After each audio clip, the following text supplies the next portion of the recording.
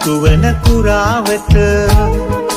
කතා නොකළේ මට තහංචි තමා ඔබ හරි වැරැද්ද බේරා දුන් සමාවට තවම ණය ගැති ඔබ හිමි වුණා මට තවම ණය ගැති ඔබ හිමි වුණා මට විල කරන්න බැරි ඔබ අගනාම වස්තුවක් මට හිතෙන්නේ ලෙසයි හැමදාන